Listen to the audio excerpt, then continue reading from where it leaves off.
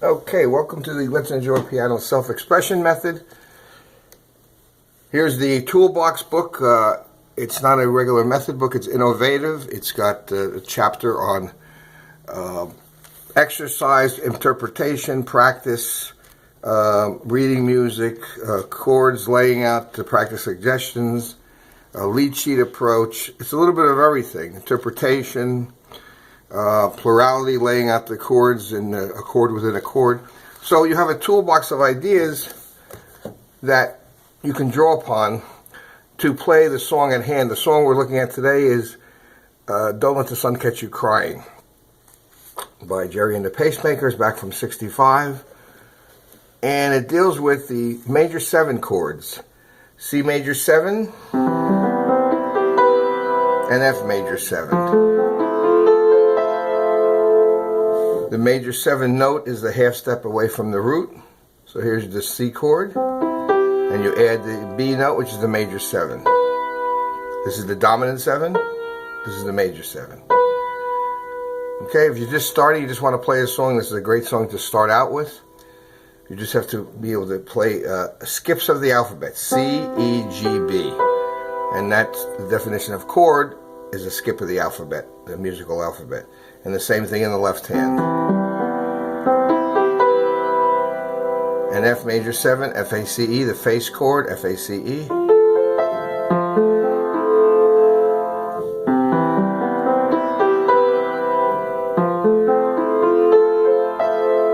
So if you just practice that, that's called what I call the chord flow connection, just playing the chord flow of the song. The first chord, as you can see, C major 7, F major 7. Just looking at the chord symbols, you're playing C major 7, F major 7, C major 7, F major 7. And you have to know the song, obviously, and it's one of your favorite songs. It's one of my favorites. If you don't know it, then get a song that you know and do the same idea. Play the chords first to get the positioning. The chords lay out the positioning and lay out your finger. Your finger numbers are dictated by the positioning of the chord. It maps your fingers out.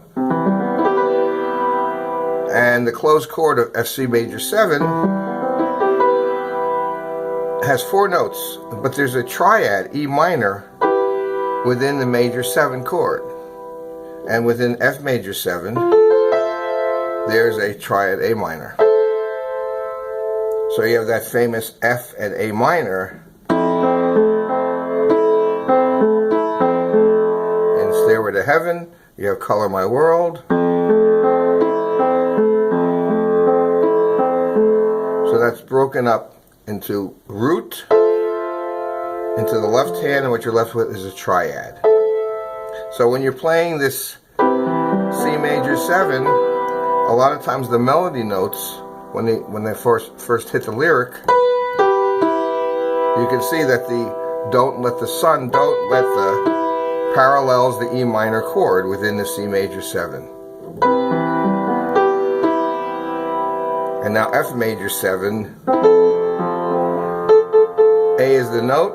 We can't play the A minor here because we have to reach, we could reach up if we wanted to. That's got to be the highest note. So we can't play A, C, E this way. So we position it in the first inversion so that we have the A on the top. So the beginning of the song starts out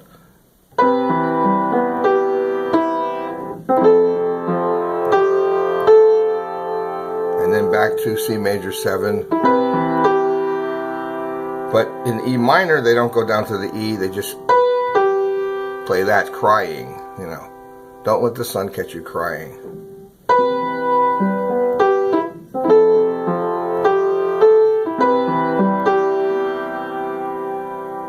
Okay, so that's the layout of the song, but the first step is just making sure you know the chords, breaking it down with this. If it's a 4-part chord, you have a triad in there.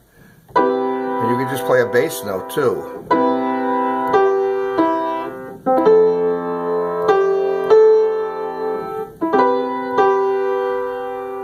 So most of the melody is going to be 70-80% chord notes, and there will be a non-chord note thrown in there to make melody. If we just play, it's a chord arpeggio. But if we play a note that's out of the chord, like here, that G doesn't belong to the F major 7. It actually is part of F major 9, but that's a story for another day. You just need the non-chord tone, and that's the only oddball note back to, and then they put a fill in.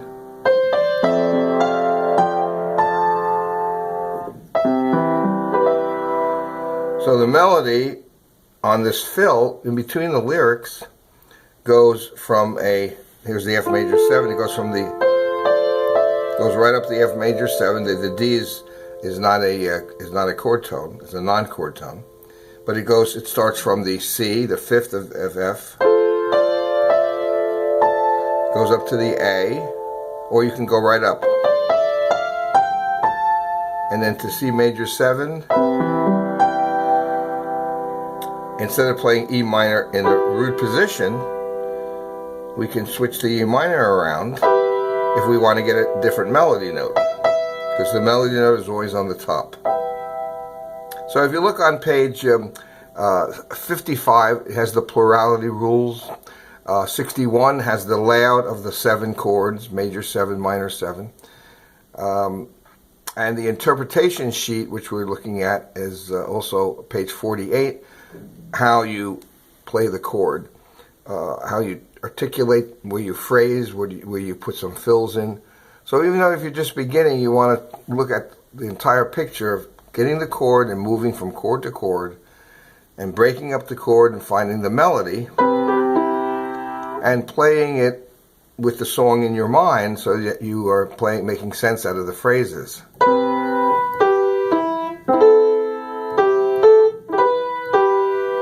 So I'm giving you a whole hodgepodge of information to bring this song to life, and it may take you, a week or two, a month, a week, a day, I don't know, as long as you put the time in and differentiate the chords, the melody.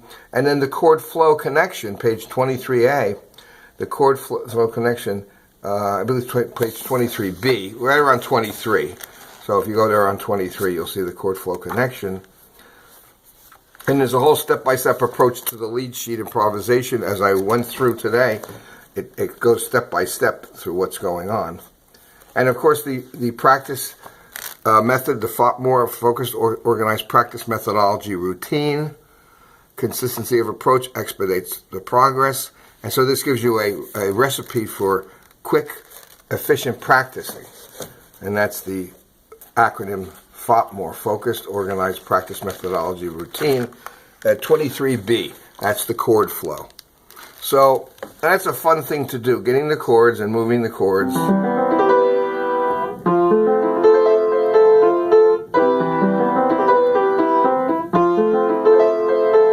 And if you're in the chord, you're going to see, if you break down the top 3 notes, that's the triad within the chord. And in this song, it's a perfect 100% melody. And then the next chord, F major 7, we need the A as the melody. So you can play one note linearly.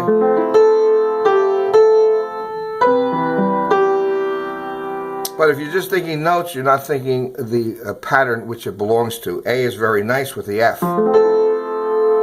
But A belongs to the A minor chord, which is the top of the major 7.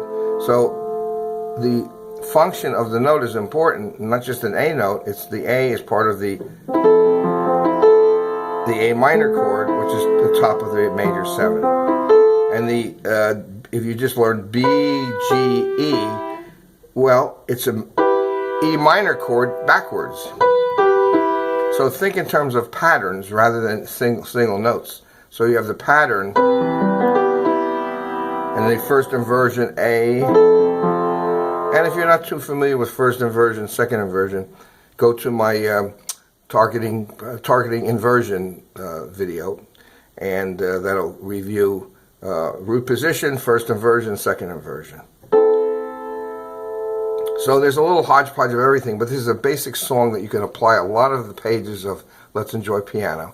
You pull out what you need, It's a toolbox so you can get the job done. And the project is not any song that you don't know, but a song that you do know is built the same way, with the chord flow and the melody and organizing your approach. So I hope that helps you out understanding.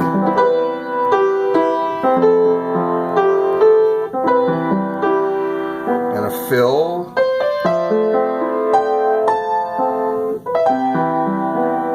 And back to the song.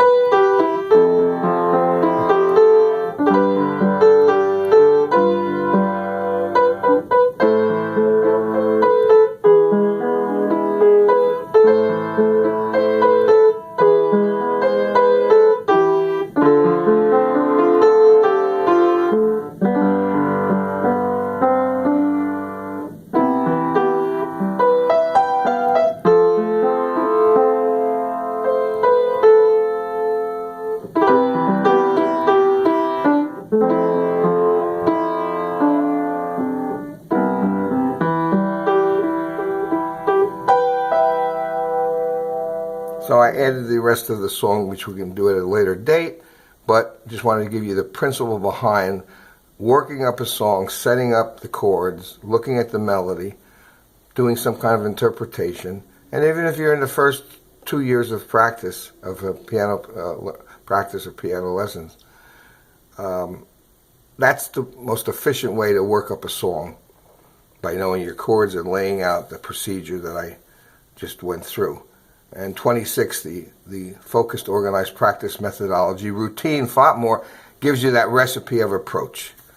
So I hope that helps you out. If you want to have any questions, email me at email@let'senjoypiano.com. If you want some online lessons, I give those too. Everything's on the website. Check it out, let'senjoypiano.com. And subscribe to the YouTube channel so that any new uploads that I put down that you can get and follow along with the book. So pick up a copy and let's enjoy piano. That's the whole idea. All right. Thank you very much. Take care.